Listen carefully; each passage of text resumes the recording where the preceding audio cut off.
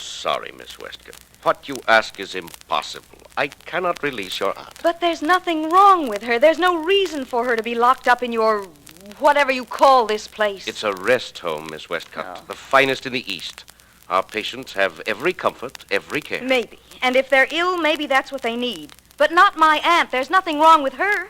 She's a wealthy woman, and her family had her put here so that they could get her money. I'm sorry. Well, that may be so, but your aunt has never said she was unhappy here. Never asked to be released. Apparently, she's quite content. The only person making trouble, as far as I can see, is you. Excuse me. Yes? Yes, I'll see him. Send him right in. I'm sorry, Miss Westcott. I'll have to ask you to leave. To leave this building and these grounds. I have an appointment with my chief assistant. With your chief guard, you mean? I've seen the way he treats Aunt Alice. Mr. Ward, believe me, I'm going to do something about this place and about you. You got company, I see. Miss Westcott was just leaving. Good day, my dear. We'll keep you informed as to your aunt's condition. There'll be an improvement in that condition with her out of here, and I'm going to see to it that she does get out. I promise you that. I promise that to Aunt Alice. And what's just as important, I promise that to myself. She's really got a beef, ain't she, boss? She thinks she has. Durant, I sent for you because there have been complaints about your tactics. You're a little too rough with our guests. Guests? Stop kidding. You know, I've been meaning for you and I to have a talk, Ward, and this is as good a time as any. Oh? You got a good racket here. I want in on it.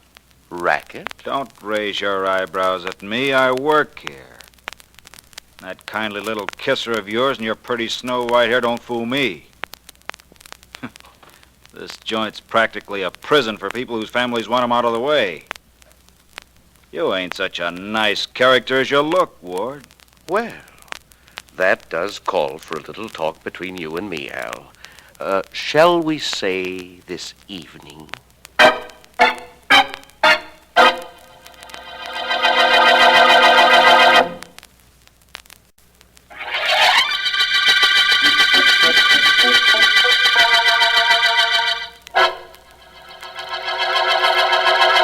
Look, Mrs. Westcott, I didn't bring your dinner up to your room just to have you sit and look at it. Eat it and hurry up. I just don't think I want it right now. I'll eat, Mr. Durant. I just don't care for anything right now, thank you. You don't, huh? Well, you better. I'm through for the night as soon as you eat. Now, Mrs. Westcott, I ain't got much patience. Start eating. Thank you very much, but I really couldn't have a thing. I said start eating. Oh, you mustn't hit me like that. I'm an old woman, and I've done nothing to you. I'm just starting. Now eat. Well, what's going on here? Quite a slugger, ain't you, Al? Like any woman your weight, I bet. What's it to you, Bill? Nothing. Go ahead and hit her again for all I care. Now, look, Bill, Mrs. Westcott here's on this floor. This is my floor. That's got nothing to do with you. You belong downstairs. Yeah, sure. What I came up to tell you, though, Al, was that I ain't got the dough I borrowed from you. No? No. Maybe I'll be able to pay you in a couple of weeks. Maybe. Maybe? What do you mean, maybe? You'll pay me that dough. Believe me, you'll pay it. Please, gentlemen. You're giving me a headache with all that arguing. I'd much rather you didn't argue. It ain't making Al very happy either. Just to make him just a little bit more unhappy, take your time about eating. He'll wait. I'm making him wait for his dough. You make him wait, too. Now, look, just because you work here, too, Bill, don't give you any license to hold me up for my money or try to run this floor.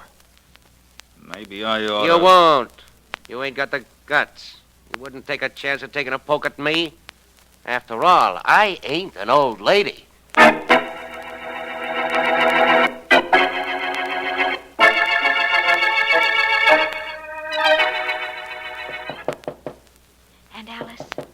Alice, please wake up. Aunt Alice. Joan, dear, what are you doing here at this time of night? Let me in quickly. Of course. Aunt Alice, get your clothes together. I'm going to get you out of here. But why, dear? I have no place to go. My family doesn't want me at home. You always have a place to go as long as I have an apartment. Now hurry, please. I've been hiding here in this building until everyone went to sleep, and then I came right here. Did you, dear? I wasn't sleeping, you know. I was just lying on the bed and thinking. Just thinking. And Alice, please hurry. Something terrible has happened. But he deserved it. We know he deserved it. You mean that Mr. Durant, who is supposed to look after me? He's lying outside my door, isn't he? And he's quite dead. You know about that? Oh, yes. And I'm not a bit sorry. Not a bit. He was struck down by Providence, you know. No, I don't know. I only hope that's what it was. Oh, it was.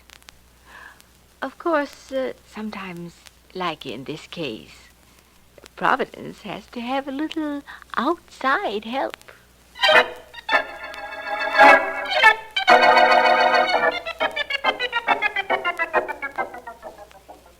The solution of murders lies not so much in the mistake made by a murderer, but in the ability of the investigator to find that mistake.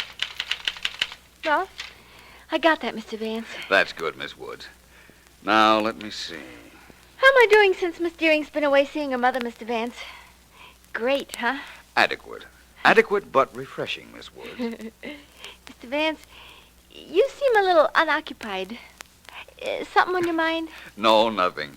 That's the reason for my being preoccupied, I imagine. I heard over the radio a little while ago of an unusual murder, and it disturbs me that my friend, the district attorney, hasn't called me. Who got killed? The guard at a private sanitarium. I don't understand why Well, I'll get that myself, Miss Woods. It's probably Mr. Markham. Hello? Mr. Vance, Yes? this is Joan Westcott. Mr. Vance, there's something you must do for me. Is there? Yes, I'm calling from the Ward Sanitarium where that guard was murdered. I'm being held here because I tried to get my aunt out last night. Mr. Markham is here and Sergeant Heath. I heard Mr. Markham say that he was going to call you. And you're calling for him? No, I want to beg you not to work on this case, Mr. Vance. Please don't. The man who was murdered deserved to die. I'm afraid that isn't within your province to judge, Miss Westcott. I'm glad you called and told me Markham was there, though. It gives me every reason to go up. Goodbye, Miss Westcott.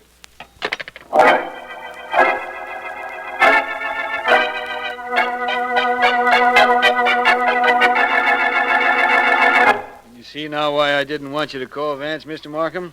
How can I miss solving this case myself? I don't know how you can. I just hope you don't. And I did phone Vance Heath, only he wasn't in. Now, let's see. The dead man was killed by a blunt instrument. Blackjack, probably. And in his hand, you found 3 black hairs. Yeah, D.A. He probably yanked him out of his murderer's head when he was struggling with him. Now, I talked to everybody in this joint that's got any sense. And there are 3 suspects. And all of them got black hair. First, that Joan Westcott, the young dame who got locked in Mr. Ward's private office there. She's a brunette. Quite attractive one, I'd say. Well, it all depends on how old you think she is. On the contrary. It all depends on how old you think you are. Maybe. Well, my second suspect, anyhow, is her aunt. She's a little touched, I think. She's a patient here, and she's old, but her hair is pitch black. Yes, I saw that. And the hair of Bill Williams, the guard you suspect, is black, too. Sure. So, all I have to do is take samples of their hair, send them down to the police lab with the samples taken from the dead guy's hand. Whichever checks, well, that's our killer. Somehow I'm sure that Vance would have another theory. Mr. Markham. Mr. Markham. Yes, what is it, Mr. Ward? There's a Mr. Philo Vance outside. He says you're expecting him, or rather, that you should be expecting him. I'll go out. Well, Heath, Vance is here. Yeah, I know. But am I happy? No. Hey, wait a minute. Sure, I'm happy. Now Vance will have a chance to see how I work. Hey, Mr. Markham, you tell Vance I'm glad he's here. I'm very glad. I'm overjoyed. Please, Heath, don't overdo it.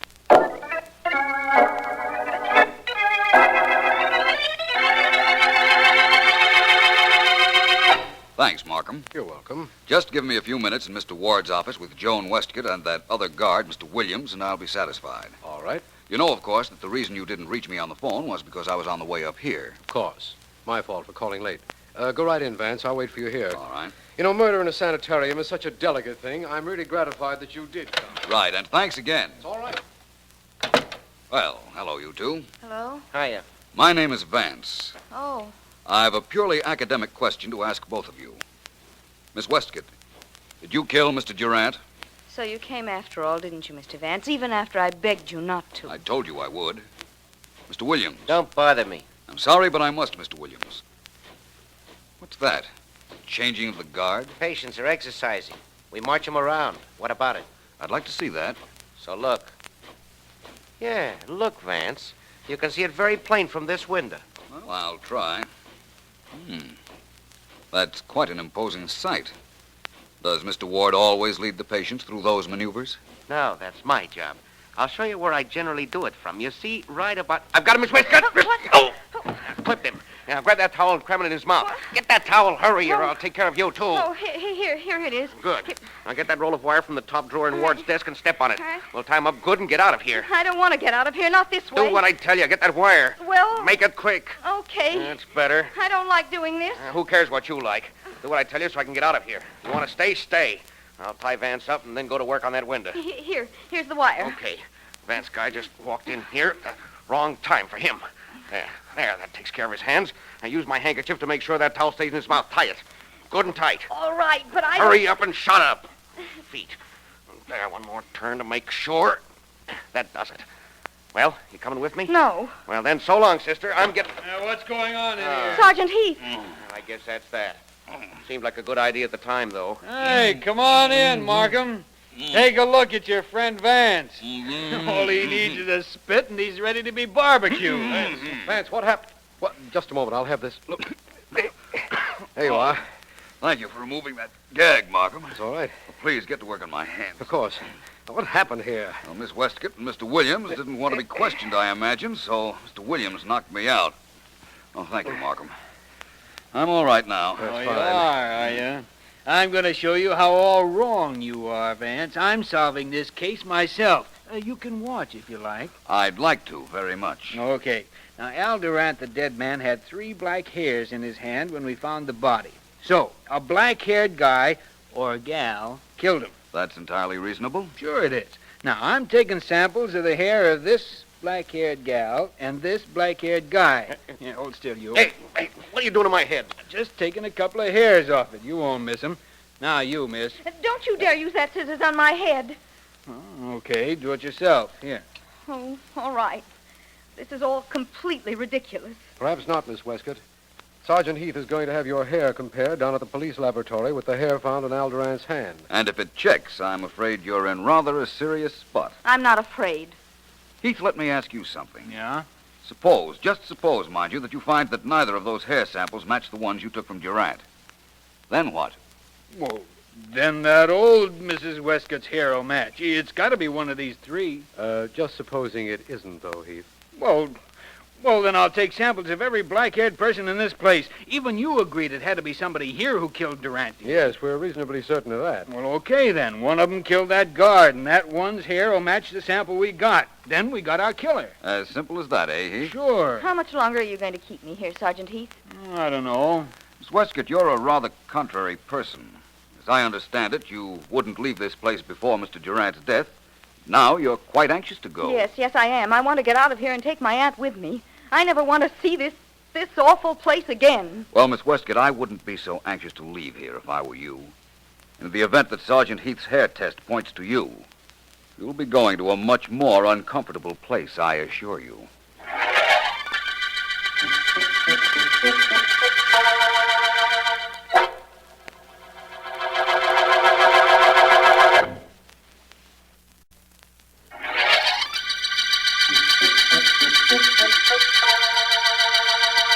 This is District Attorney Markham.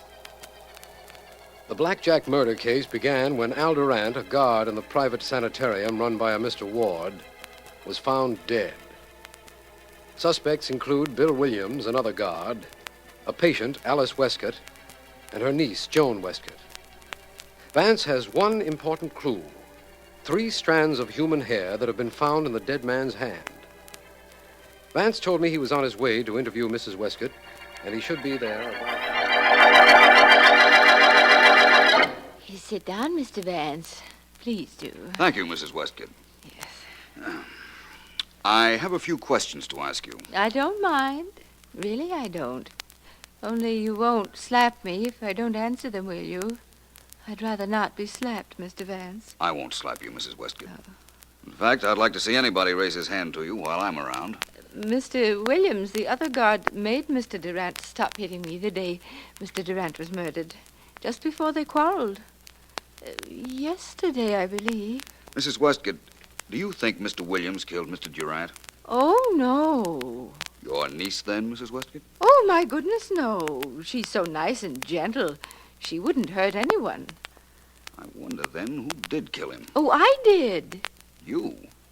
You killed Mr. Durant? Yes, but he was mean and very rude to me. He slapped me. I'd rather not be slapped, Mr. Vance. I know. You told me that before. How did you kill him? I opened the door, and there he was. And he had a blackjack in his pocket. I took it out of his pocket and hit him with it.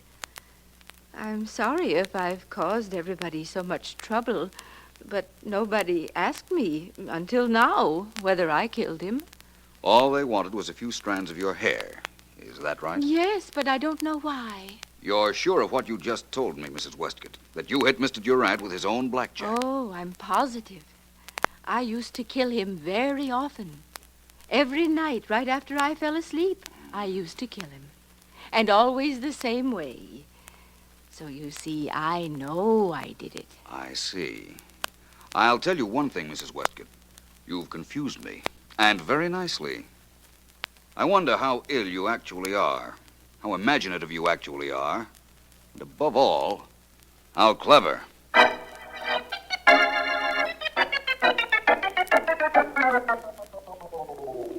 What a case this is, Mr. Markham. The only clue is a couple of hairs, and listen to this report the police laboratory sent me. You can listen too, Mr. Ward. Well, thank you, Sergeant Heath. Go ahead, Heath. I sent him the hairs we found in Al Durant's hand, and the hairs from our 3 suspects. Now, listen.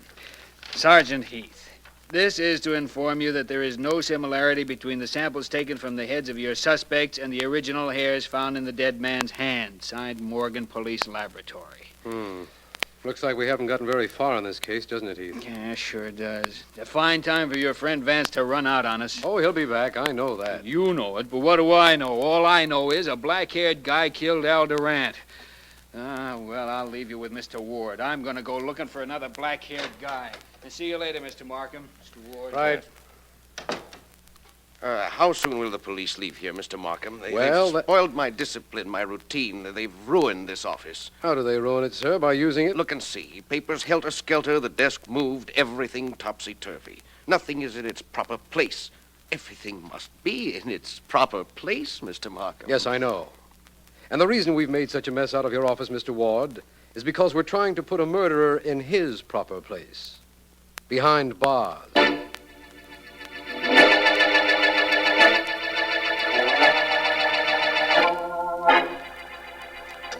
Very well now, Mr. Vance. You may look through the microscope now, if you like. Thank you, Doctor. It's very nice of you to allow me here in the police laboratory. It is nothing.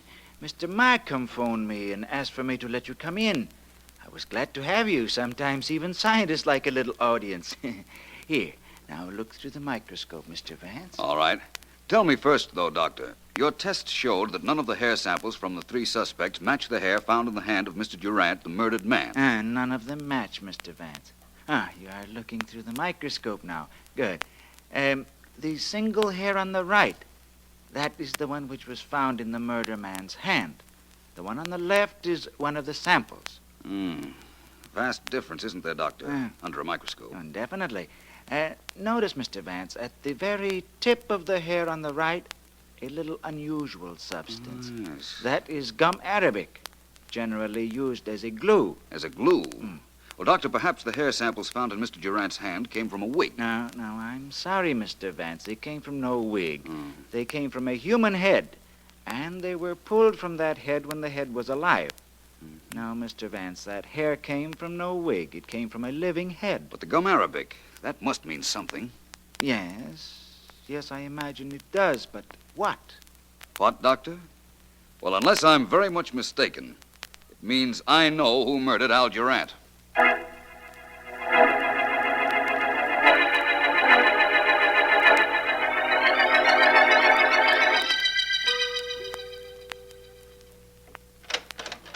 Well, Vance, welcome back. Thank you, Markham. Any progress on the murderer of Mr. Durant? No, none at all. Frankly, I've been waiting for you. I've an idea you'll be glad you did. Where's Heath? He and Mr. Ward are gabbing in Ward's office. You know, Vance, I was thinking that perhaps an outsider killed the guard. That is possible, you know. Undoubtedly, only I'm quite sure that isn't what happened. Where's Joan Westcott? I'd like to see her. She's in that room right there, Vance. It wouldn't surprise me any if she were about to break down. I'd like to talk to her, Markham. I'll meet you in Mr. Ward's office in a few minutes, all right? Certainly, Vance. I'll be there with Ward and Sergeant Heath. Hello, Miss Westcott. What is it, Mr. Vance? Why were you crying, Miss Westcott? Any reason I might do something about? No. Perhaps there is. I'd like to tell you something. This is no trick, believe me, but I know that neither you nor your aunt murdered Al Durant. You know that? Very definitely. Now, will you tell me why you were crying? Oh, Mr. Vance, I didn't mean to break down, but the hopelessness of this whole thing just got me. It just got me, that's all. I thought my aunt had killed Mr. Durant, and that's why I couldn't tell you about this place. I'm afraid I don't know what you mean. Well, if she had killed your aunt, I wanted you to think that she was insane, that she belonged in a place like this. Only this isn't a rest home or a private hospital, Mr. Vance. It's a prison. None of the patients here have anything wrong with them. I'm beginning to understand a lot of things now, Miss Westcott. The one thing missing from this case so far was a motive. I believe I have that now.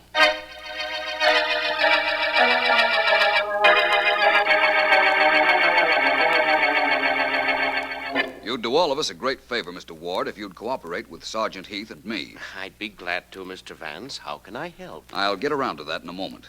First of all, as I understand it, Mr. Durant, the murdered guard, wasn't too gentle with his patients. Well, in this sort of institution, sometimes it's necessary to use force. Of course, Mr. Durant knew what kind of institution this was. What?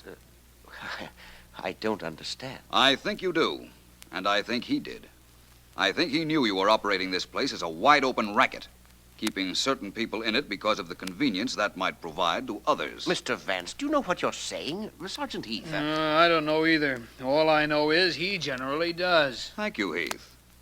Mr. Ward, this Durant came to you the night of his death. Probably came to your room and demanded money in return for keeping his mouth shut. What? You quarreled, and you killed him. Oh. Then dumped his body outside Mrs. Westcott's door. Ridiculous. This guy's the murderer, Vance? That's right. Joan Westcott thought that perhaps her aunt had done it, so she wouldn't talk, and in fact tried to keep me off the case. The aunt thought Joan had done it, so she pretended to be slightly insane and confessed. But I have proof that it was Ward. Vance, the murderer is a black-haired guy. That much we know. Ward's hair is snow white. I think Mr. Ward's hair, what's left of his own hair, is black. Take that toupee off his head, Heath. Keep away. Don't touch me. Vance says that's a toupee. Now get your hands down or I won't touch you. I'll scalp you. Hey! Hey, Vance. It came off in my hand. It is a wig. So I see. What's left of his original hair is black. And I think you'll find the black hair matches the ones you took from Durant's hand. I'll get you for this, Vance. If you live to be 1,000, I'll get you. I doubt that, Mr. Ward. I doubt your getting me. I doubt my living to be 1,000. And I doubt that you'll live to your next birthday. See to that, will you, Heath?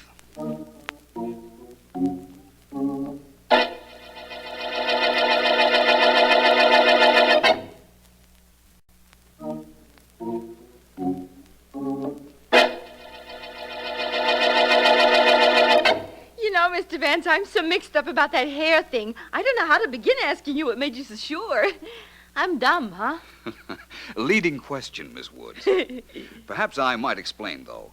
The one clue we had was the black hair. Yeah. It had a bit of gum arabic on it. I believed that the gum arabic, or glue, got on the hair from a toupee. That's the way it turned out, too. That's right. I was sure then that Ward wore a toupee, and I reasoned that Durant must have come into his bedroom when he was preparing for bed, at which time he'd have taken off the toupee. Oh, hey, then they battled, and that's how Durant got some of Ward's real hair in his hand. That's right. Sergeant Heath spent his time looking first for a black-haired individual. Sure, that Mr. Ward's toupee was snow white. He had quite a racket, didn't he, Mr. Vance? For a while. But, like all rackets, eventually it backfired. This one backfired very convenient for me. You got back here just at 5:30. right at the end of the day. That's right, Miss Woods. And right at the end of the day, we're right at the end of the Blackjack murder case.